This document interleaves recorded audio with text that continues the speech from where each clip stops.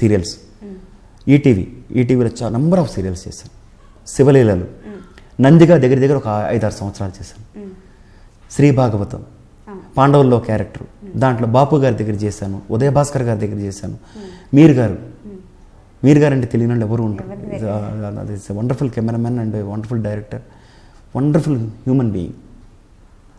ఒక మానవత్వం ఉన్న ఏకైక వ్యక్తి నాకు తెలిసిన వాళ్ళు. It's a great man. ఈ సీరియల్స్ ఇలా జరుగుతుంది. అప్పుడు చెన్నైలో నేను మళ్ళీ వెనక్కి వెళ్తున్నాను. చెన్నైలో తమిళ మూవీ అయిపోగానే 96-97 పెప్సీ వాళ్ళ స్ట్రైకులు జరుగుతున్నాయి. ఆ టైంలో అందరూ వచ్చేసారు, తెలుగు ఫీల్డ్ మొత్తం ఇటు వచ్చేసింది.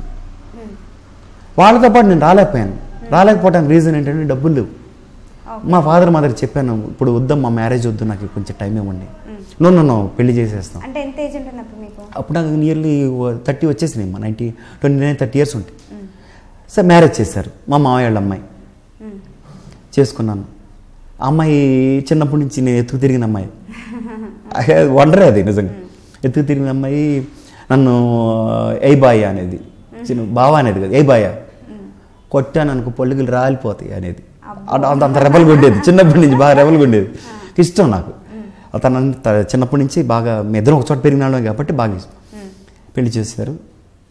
కట్నాలు అసలు మా మామయ్య చాలా పేద ఆయన దగ్గర పాపం ఎప్పుడు ఏ రూపాయి ఈ రోజుకి లేదు, ఆ రోజు లేదు, ఏ రోజు లేదు. నేను చెప్పాను, మా అమ్మ చెప్పింది, అమ్మ ఇట్లా మామయ్య వాళ్ళ అమ్మాయిని చేసుకున్నాను. ఓకే అమ్మ, నీ ఇష్టం అమ్మ, నీకు ఏమి చేయలేకపోయాను. నా లైఫ్లో 30 ఏళ్ళు వచ్చేసినాయి. ఇంతవరకు నీకంటూ నేను కనీసం మెడలో చైన్ కూడా వేయలేకపోయాను, ఏమీ చేయలేకపోయాను. నీ ఇష్టం, మనం ఎలా చెప్తే అలా చేస్తున్నాను. ఓకే అన్నారు. అటు వాళ్ళు ఇష్టపడ్డారు, పెళ్లి చేశారు, చెన్నై పంపించారు. చెన్నై వెళ్ళాను. చెన్నై వెళ్ళిన తర్వాత ఈ సైకిల్ ఉండేదిగా, ఈ సైకిల్ అదే సైకిల్ నాకు ఎప్పుడు సైకిల్ అది ఇప్పటికీ ఉంది. అది ఇప్పటికీ 25 ఇయర్స్ తర్వాత కూడా ఇప్పటికీ అదే సైకిల్ మీద ఎవ్రీడే 10 కిలోమీటర్స్ సైక్లింగ్ చేస్తాను నేను, ఎవ్రీడే. ఇవాళ మార్నింగ్ కూడా చేసి వచ్చాను. అయితే ఆ అమ్మాయిని తీసుకొని మా ఫ్రెండ్ది కెనటిక్ హోండా ఉండేది. వాడేమన్నా తీసుకెళ్ళరా మీ మిస్సెస్ మ్యారేజ్ అయింది కానీ, వాళ్ళ బండి ఎవరి బండి పడుతుంది, నీ బండి ఉందిగా పద అని చెప్పి సైకిల్ ఎక్కి కూర్చొని, సైకిల్ మీద కూర్చునేది. కూర్చుంటే నేను అసలు ఇట్స్ వండర్ఫుల్ లైఫ్ అమ్మా. అంటే ఒక స్వీట్ మెమరీస్ అయ్యింది. గుడ్ మీన్స్ అంటే చిన్నప్పుడు మేము అందరం ఒకచోట పెరిగినాళ్ళమే కదా. ఒకళ్ళ భావాలు ఒకళ్ళు తెలుసు. మేము కొట్టుకునేవాళ్ళం, తిట్టుకునేవాళ్ళం, నవ్వుకునేవాళ్ళం, ఆడుకునేవాళ్ళం. అట్లా మాకు తెలుసు కాబట్టి ఏమైనా కంప్లైంట్స్ వచ్చినా వాళ్ళ డాడీతో చెప్పేది, మా నాన్నతో చెప్పేది. మామయ్య చూడు, మామయ్య బాయ్ చూడు ఎట్లా ఇది చేస్తున్నాడు, బాయ్ చూడు ఎట్లా అంటున్నాడు, అది ఇది అనేది. అట్లా దాంతో బీచ్కి వెళ్ళేవాళ్ళం, వచ్చేవాళ్ళం, హ్యాపీగా ఉండేది లైఫ్ అంతా. ఆ టైంలో షిఫ్ట్ అయిపోయాం. ఈ ఫీల్డ్ మొత్తం ఇటు షిఫ్ట్ అయిపోయింది. తప్పని పరిస్థితుల్లో నేను ఒక్కడనైతే పర్లేదు, ఎలాగైనా బతికేవచ్చు. పెళ్ళయింది, అమ్మాయిని బ్రతికించాలి, అమ్మాయిని చూసుకోవాలి, జాగ్రత్త చూసుకోవాలి, అమ్మాయికి ఏ కష్టం రాకుండా చూసుకోవాలి. ఏం చేయాలి? Kalaipuli Thanu is the number 1 producer in Tamil field. అంటే ఇక్కడ రామానాయుడు గారు ఎట్లాగో అక్కడ కలైపులి దాను అంటే అంత పెద్ద ప్రొడ్యూసర్. ఆయన ఏదైనా సరే ఒక ఆర్టిస్ట్, చిన్న ఆర్టిస్ట్, పెద్ద ఆర్టిస్ట్ అట్లా ఏమి ఉండదు. ఏ ఆర్టిస్ట్ కన్నా అద్భుతమైన ఏంటి వాల్ పోస్టర్లో సపరేట్గా వాళ్ళకు ఒక క్లోజప్ వేసేవాడే. నేను నా ఫోటో అదిగో అని చూపించుకోవచ్చు. అంత గొప్ప ప్రొడ్యూసర్, అంత మంచి వ్యక్తి.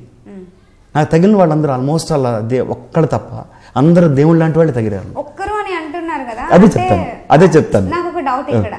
ఇప్పుడు మీరు ఏం చెప్పారంటే, నేను వచ్చినప్పుడు ఖచ్చితంగా ఇస్తాను అని చెప్పి మేము పిలిచారు. మరి ఆ మూవీలో యాక్ట్ చేసిన వాళ్ళందరికీ ఇదే సిచ్యువేషన్ ఫేస్ చేశారంట? లేదండి, లేదు. ఎందుకంటే వాళ్ళు యాక్ట్ చేయడం అంటే ప్రొడ్యూసర్ వాళ్ళ ఇంట్రెస్ట్ ఉంటుంది, ప్రొడ్యూసర్ ఇంట్రెస్ట్ ఉంటుంది, వాళ్ళ అదృష్టం ఉంటుంది. అది కూడా చెప్పుదామమ్మా మనం. ఎందుకంటే ఒకళ్ళనే బ్లేమ్ చేయాల్సిన అవసరం లేదు. మనకు వాళ్ళ అదృష్టం, మనకు ఆ టైంలో అదృష్టం లేదు, అంతే కదా. అలాగే అనుకోవాలి మనం. అయిపోయింది, వెళ్ళాను. కలైపులి దాను గారి దగ్గరికి వెళ్ళాను. వెళ్ళిన తర్వాత, అన్న నేను ఆంధ్ర వెళ్ళిపోతున్నాను అన్న. అదేంటి ఆదిత్య ఆంధ్ర వెళ్ళిపోవటం ఏంటి? లేదన్న, ఇట్లా నాకు ప్రాబ్లం ఉంది, నా వైఫ్ మొన్న మ్యారేజ్ అయింది, ఇబ్బందిగా ఉందన్న. ఎంజీఆర్ ఏ సంవత్సరం ఎప్పుడు హీరో అయ్యాడు తెలుసా? నాకు తెలియదన్న. 40వ సంవత్సరంలో హీరో అయ్యాడు. 40 ఇయర్స్కి ఆయన హీరో అయ్యాడు. అలా పెద్ద పెద్ద హీరోస్ అంతా అక్కడ తమిళ్లో చేసేవాళ్ళంతా 35-40 ఇయర్స్ హీరోస్ అవుతారు. చిన్నప్పుడు నీ 30 ఇయర్స్కి అట్లా అవరు. సో నువ్వు టెన్షన్ పడబాక ఇక్కడే ఉండి, నీకు ఫ్యామిలీకి మంత్లీ ఎంత అవుతుంది నేను ఇస్తాను. నాకు అది నచ్చలా. ఒకళ్ళు ఇవ్వటం ఏంటి? నా కష్టం మీద నేను నా భార్యని బతికించుకోవాలి లేదన్నా నేను బయలుదేరుతానన్నా. సరే నీ ఇష్టం ఆదిత్య, కానీ ఒక్కడ మాత్రం గుర్తుపెట్టుకో లైఫ్లో ఎప్పుడైనా ఏ కష్టం వచ్చినా నీకు ఏ చిన్న అవసరమైనా ఈ అన్న ఉన్నాడని మర్చిపోకు అని చెప్పి సత్యనారాయణ అని చెప్పి అసమ్మ ఎవరో క్యాషియర్ ఎవరో ఒక ఆయన ఉన్నాడు, పిలిచాడు. ఆయన వెళ్ళి ఒక కవర్ తీసుకురా అని చెప్పి ఆయనకి ఏదో చెప్పాడు. వెళ్ళాడు, లోపలికి వెళ్ళారు. ఆయన ఒక కవర్ తీసుకొచ్చి ఇంతలో కవర్ తీసుకొచ్చి వైట్ కవర్ తీసుకొచ్చి ఇచ్చాడు నాకు. తీసుకో తమ్ముడు అన్నాడు. ఏంటన్నా ఇది అన్నాడు. తీసుకో ఉంచుకో అన్నాడు. నాకు అర్థం కాలేదు అది ఏంటి డబ్బులా ఏంటి నేను నాకు తెలీదు. ఏదో ఇచ్చాడు, నేను ఉంచుకో అన్నారు అంతే. తీసుకున్నా, లేకపోతే ఒక గిఫ్టా ఏం నాకు తెలియదు. తీసుకున్న తర్వాత కాళ్ళకి నమస్కారం చేశాను. వెళ్ళొస్తాను అన్నాను. కళ్ళమ్మని గిర్రని నీళ్ళు తిరిగినాయి నాకు. చూశాను, ఆయన అలా చూస్తూ ఉన్నాడు. ఏం పర్లేదు ఆదిత్య, భుజమే చేసి నేను ఉన్నాను, మీ అన్న ఉన్నాడు, మర్చిపోకు, ఎప్పుడు మర్చిపోకు, గుర్తుపెట్టుకో అన్నాడు. అలాగే అన్నాను, నమస్కారం చెప్పాను. బయలుదేరాను. అప్పటికి మా ఇంట్లో సగం సామాన్ సర్దేస్తున్నాయి, మిగతా సామాన్ అన్నీ రెడీగా ఉన్నాయి. సర్దేసుకున్నాం. ట్రావెల్స్లో వేసేసాను. మా మిస్సెస్ని తీసుకొని చెన్నై నుంచి ఇక్కడికి వచ్చేసారు. వచ్చే ముందు అంత సర్దేసి అంతా అయిన తర్వాత ట్రైన్ ఎక్కిన తర్వాత ఆయన ఇచ్చిన కవర్ ఏంటో చూద్దాం అని చెప్పి ఇలా ఓపెన్ చేస్తే 10,000 రూపీస్. అప్పుడు రోజుల్లో 10,000 అంటే ఎంత? నేను ఫస్ట్ మూవీకి నాకు ఆయన ఇచ్చింది 25,000. ఇది నా పెళ్లి కాక ముందు. అవన్నీ జాగ్రత్తగా చాలా జాగ్రత్తగా వాడుకునేవాడిని అండి. రెంట్లకి, భోజనాలకి, వీటికి ఇట్లా ఉండే అలా వాడుకునేవాడిని. ఈ ఛాన్స్ రాకముందు ఒక 2 years టైం ఉంది చూసామ్మా. ఆ టైంలో అన్నపూర్ణ మెస్ అని ఒక మెస్ ఉండేది. ఆ మెస్లో ఈవెన్ ఈరోజు మన నారాయణమూర్తి గారు అంతంత పెద్ద ఆర్టిస్టులు కానీ ఎవరు కూడా అక్కడ భోజనం చెయ్యి కడగని వాళ్ళు ఎవరు లేరు.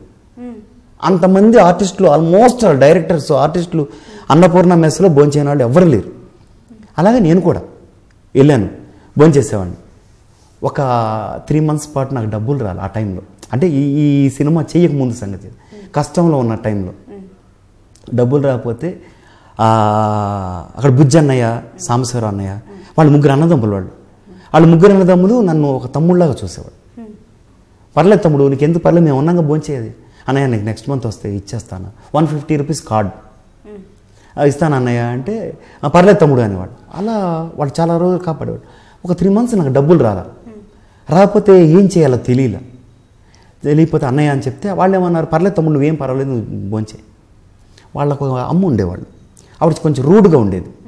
డబ్బులు ఇవ్వాలి, ఇస్తే తిని, లేకపోతే వెళ్ళు, ఇక్కడి నుంచి లేకు అనే తత్వంలో ఉండేది ఆవిడ. 2 months నేను కార్డు తీసుకోలేదన్న సంగతి ఆవిడకి తెలిసింది. ఎలా తెలిసింది. భోంచేస్తున్నాను, అలాగే భోంచేస్తున్నాను. వచ్చింది, డైరెక్ట్గా వచ్చి ఎదురుగుండా నుంచొని, ఏయ్యా ఎట్లా తింటున్నావు, నీకు అది తిన్నట్టు అనిపించట్లేదా, ఎలా తింటున్నావు, తినగలుగుతున్నావా అని అంటే కళ్ళమ్మడి గిర్రని నీళ్ళు వచ్చి ఆకలా మడిచి చెయ్యి బయటికి వెళ్ళిపోయి కడుక్కొని అలా కళ్ళమ్మడి నీళ్ళు తుడుచుకుంటూ వెళ్ళిపోయాను. రూమ్కి వెళ్ళిపోయి ఆ రూమ్లో 3 రోజులు భోంచేయలేదు నేను. ఆ మాట అలా రిపీట్ అవుతుంది. ఏంటి నా పరిస్థితి ఏంటి? ఒక ఆవిడ అలా అనేసింది గబ్బాల్ని, ఇంతేనా నా లైఫ్, ఇంతేనా ఇట్లాగేనా? చాలామంది సూసైడ్ చేసుకుందాం లేకపోతే ఏదన్నా చేసేద్దాం అని డిసిషన్స్ ఎందుకు తీసుకుంటారు? ఇలాంటి విషయాల వల్లనేనా అని ఆలోచించుకు 3 రోజులు భోజనం చేయకుండా అలాగే పడుకున్నాను. 3 రోజులు నేను భోజనం రాకపోతే సాంబశివరావు అన్నయ్యకి అర్థమైంది, బుజ్జి అన్నయ్యకి అర్థమైంది. ఇద్దరు వచ్చారు రూమ్కి. ఏరా ఏంట్రా భోజనం రావట్లేదన్నారు. ఏం లేదన్నా, అమ్మ తిట్టిందనేనా? మా అమ్మ మమ్మల్ని ఎన్నోసార్లు తిడుతుంది. మేము వెళ్ళిపోయామా, నీకు అమ్మే పద అని చెప్పి తీసుకెళ్ళారు. తీసుకెళ్ళి వాళ్ళ సొంత డబ్బులు తీసి ఆ 300 ఇచ్చి, అమ్మ ఆదిత్య మాకు డబ్బులు ఇచ్చేశాడు, అతను ఎప్పుడు అడగబాక అని చెప్పి అక్కడి నుంచి భోజనం పెట్టి అలా కంటిన్యూ అయ్యాను. అది కష్టకాలం, నాకు కష్టకాలం. అప్పుడు బాలమేంద్ర గారి సినిమా వచ్చిన తర్వాత నాకు ఎవ్రీ మంత్ ఈవిడ భయంతో 3 కార్డులు అడ్వాన్స్ తీసుకుని పెట్టుకునేవాడిని. భయానికి ముందుగానే అడ్వాన్స్గా డబ్బులు ఆవిడకే ఇచ్చి తీసుకొని పెట్టుకున్నాను. అలా జరిగేదమ్మా. అప్పుడు అన్ని కష్టాలు కూడా పడ్డాం. ఫుడ్కి కూడా ఇబ్బంది సందర్భాలు.